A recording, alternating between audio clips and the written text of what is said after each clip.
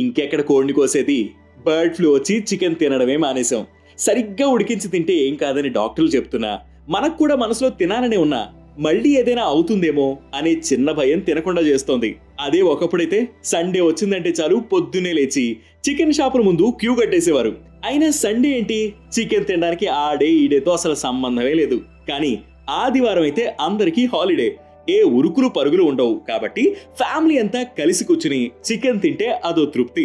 ఎన్ని వెరైటీ వంటకాలున్నా నోటికి రుచినిచ్చి మనసుకి హాయినిచ్చేలా కడుపు నిండా తినాలంటే చాలా మందికి ఫస్ట్ గుర్తొచ్చేది చికెనే. ఇక బ్యాచిలర్ బాబులకైతే చికెన్ తో విడరాని సంబంధం ఉంటుంది. ఎగ్జామ్ లో పాస్ అయినా ఫెయిల్ అయినా, ఇంటర్వ్యూలో సెలెక్ట్ అయినా కాకపోయినా, ఇంట్లో వాళ్ళు పొగిడినా తిట్టినా, అందరూ మనతో ఉన్నా ఎవరు మనల్ని పట్టించుకోకపోయినా, మొత్తంగా బాధ వచ్చినా సంతోషం వచ్చినా ఏ చికెన్ బిర్యానీనో చికెన్ మంచూరియానో ఉండాల్సిందే.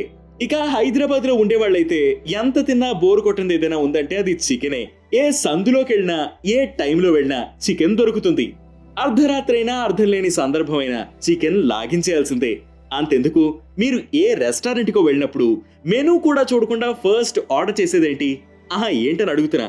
190 మంది నోట్లో అలా నానేది చికెన్ బిర్యానీనే.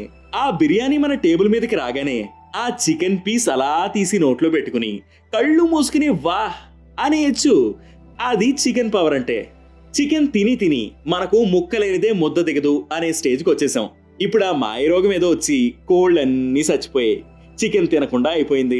లేకపోతే ఈ పాటికి మన కిచెన్ లో నుంచే కాకుండా వీధిలో దాదాపు అన్ని ఇళ్లలో నుంచి కోడి కూర గుమగుమలు మన కడుపుని నింపేసేవి.